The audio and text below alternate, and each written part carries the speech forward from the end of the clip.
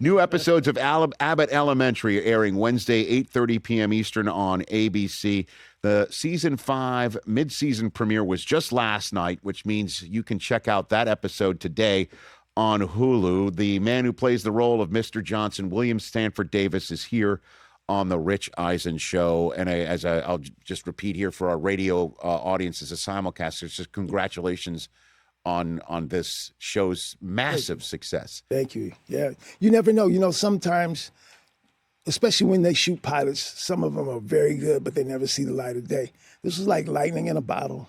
You know, it was really, and that's thanks to Quinta Brunson, our showrunner, creator, and like I said, our producers. And I've never worked on a show where the chemistry all the way around, from cast, crew, writers, everyone, they love being there. They love working with one another, and we're having a great time. Well, I mean, we've had Eric Stonestreet on this show quite a bit, speaking of hit shows on ABC that everyone loves to watch with an ensemble cast, and where it's more than just about, you know, a quick joke or what have you. There's always something deeper.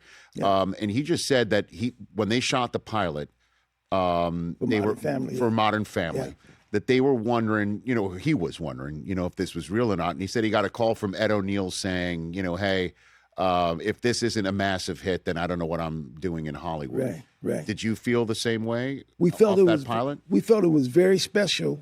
And when I saw the trailer for the pilot, I'm like, oh my God, this is going to be something very special. But you never know how the public's going to, you know, take it, or if they're going to like it. And from day one, they it, and I'm glad that they do. And as you know, in this day and age, there's not a lot for families to sit around, right, and just watch all together. And I was telling you, you know, you being on the show gives me some cool dad points. Good. I'm glad. You know, it's the one show that you can watch with your grandmother, and because we have adult humor, of course. Yes. But it's, you know, it's not in your face, but you can watch it with the kids. And because we have a lot of child actors in the show, it makes it even more appealing to young people, you know. But I have fans from 99-year-old people to kids 5 years old. They'll see me and want to, hey, how you doing? You know, that type of thing. So it's been really, really, once again, I credit Quinta and I credit the writers. You know, and you obviously, you know, credit yourself, because people probably feel like they know you. Yes, they do. Right? Yeah. And so you say you get that all the time? I was just in Mexico last week. And my wife and I were having dinner, and these people were standing there, and they were scared to say something. And I looked up, and they said, "Oh, you Mr. Johnson from Abbott Elementary?" I said, "Yes, I am."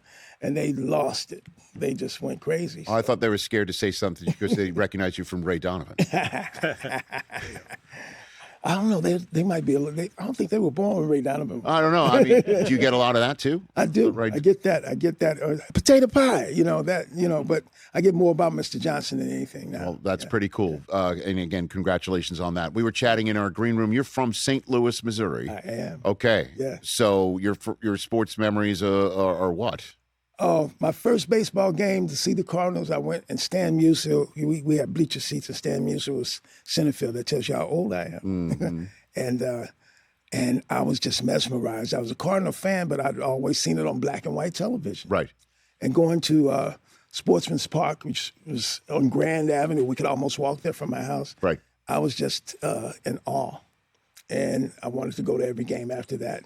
And then when they built the new stadium downtown, that was during the Bob Gibson era. Oh my gosh! I try to, because my 14-year-old son is baseball crazy. Right. You know, in the same way that my 17-year-old son is Abbott Elementary crazy, right? Good. And so I try to explain to him, because he's into this sort of stuff. He also plays video games where the old school guys are great, and on occasion he'll just say stuff like somebody of Bob Gibson's nature, like, was he any good? And I'm like, and the look that I give him is the look that you just gave me over telling that story, and about how essentially, I'm like, you see how tall the mound is? Yeah. Like they had to lower it. Yeah. Because of people like Bob Gibson was so like unhittable. Yeah. Unhittable. Yeah. Bob Gibson. Nasty too. Oh, right. You ever hear Willie Mays talk about him? Yeah, sure, of course. Yeah. But we would go back then.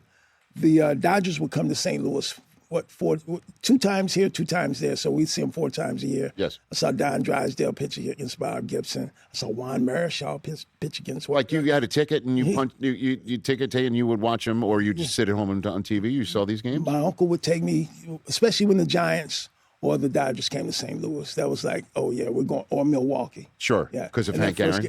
Right. The first game I went to, I told you I saw Stan Musial. That was to see Milwaukee. The Milwaukee Braves.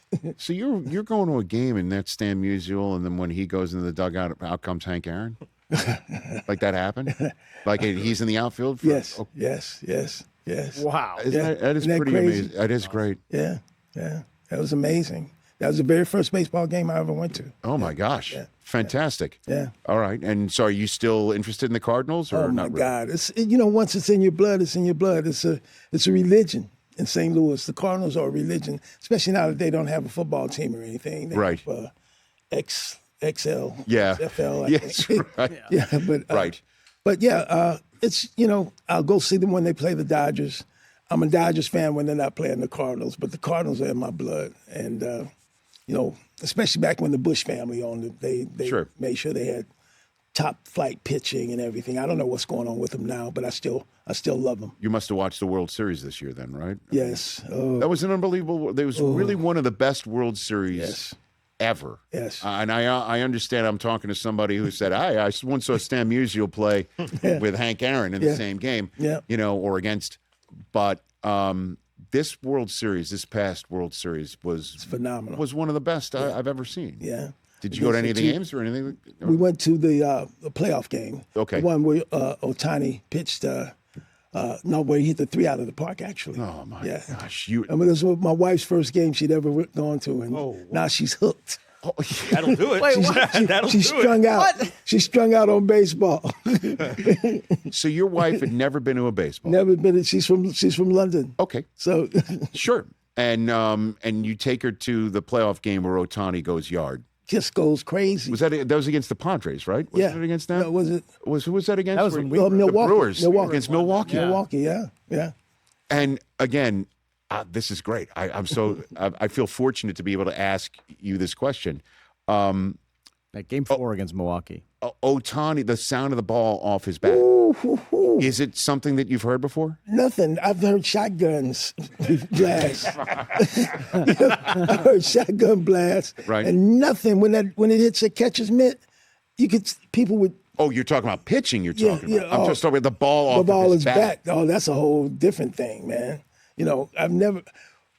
We shot our show in Philadelphia when Schwarber hit 4 out of the park, and it didn't sound like what Otani's ball hitting the bat sounded like. Right. Yeah, incredible.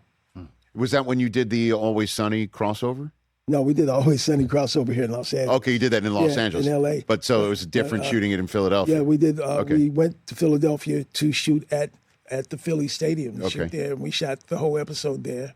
And Schwarber was our guest star, but the night that he was when he was supposed to be, nobody knew he was going to hit 4 home runs out of the park, So that was just another feather in Abbott Elementary's hat. Are you taking credit for the Schwarber 4-run home run game? Of course I am. Of course I am. Absolutely. Yes. Mr. Williams, I'm at that game, and Schwarber hits 4. Then I'm at the Dodgers game, and Otani hits 3. All of them went yard. I'm like, yeah, that's because. You should change your middle name to Dinger. Yeah. William Stanford Davis here on the Rich Eisen Show.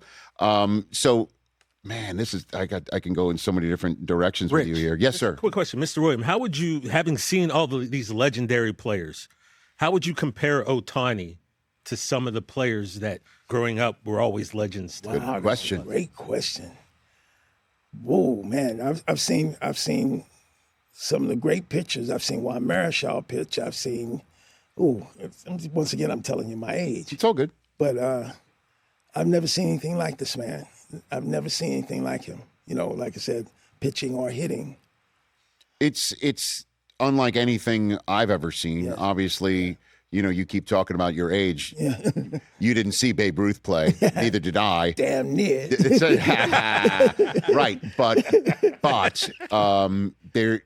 that back then, obviously, the Bambino wasn't pitching against a lot of the guys that we're seeing today that Otani is trying to I mean, that World Baseball Classic moment where Ohtani was struck out Mike Trout to end that game. Yeah. This is what I'm talking about, right? Yeah. And Ohtani is then grabbing a bat against guys who are throwing smoke about 98, 100 miles an hour. And he also has like 6 pitches, right? Too. It's not like he's just a 2-pitch pitcher. Yeah. He's unbelievable. Yeah. And by the way, he's also insanely fast. Yes, he is. You know? To be, what, is he 7 feet? You know, he feels that way. I feel like we are describing like Paul Bunyan. No, you're right. Yeah, for sure. But and he does this, and I'm sure everyone's seen it on television if they haven't seen it at the Dodgers. He has this thing that he does when he comes up to the plate where he measures it, and then he steps back, and man, when that bat hits the ball, it's incredible. Yeah. And then he respects the opposing manager by bowing to him, and then clowns his pitcher. Yeah. More often than not. Yeah, he does. Before I let you go, I always speak to people here when they come on this show when they are a Curb Your Enthusiasm, I guess, alum, in a way. Yes. Your scene with Larry David in Curb Your Enthusiasm about the Spite Store, right? Where he was trying to get information on Mocha Joe? Yeah, Mocha Joe. It was all improv. Okay. Everything they do, they give you the premise, and then you go for it. And you can't be afraid to deal with him because he's going to bring smoke. Like, he's going to bring you some smoke, you know. So you better hit the ball, you know. I had a lot of fun. He was very encouraging. But the way he is on the show, that's who he is. That's who he is. You wanted some information. Yes. So what did you ad-lib? Do you remember what you Everything did? was ad-lib. You know, he started talking about Mocha Joe. I can't say any of the words I said on his show about Mocha Joe, but and I would see him sometimes almost cracked. You know. You almost got him? I tried my best to, but no, he's such a pro, and it was so much fun. And the audition was even more fun because I got him in the audition because he didn't expect me to say the things that I said. And we just had fun. We had a lot of fun. He said, let's have some fun. They gave us a premise, no dialogue, no script or anything, and we just went for it. The Spite Store. Yeah. That's one of my favorite episodes is Mocha Joe and the Spite Store and having you. The art, I think it's called Artificial Fruit, right? Yes. Yeah, that's right. That's where the kid bit into the artificial fruit on the table. That's right. Oh, my gosh. Abbott Elementary, Wednesdays, 8:30 p.m. Eastern on ABC. Congratulations on everything going on with this red-hot show. May it run forever, sir. Thank you, sir. May it run forever. And thank you. Good to see you here. William Stanford Davis right here on The Rich Eisen Show. Hey, you made it all the way to the end. Thanks for that. Check us out every single day streaming live on Disney Plus and the ESPN app, 12 to 3 Eastern.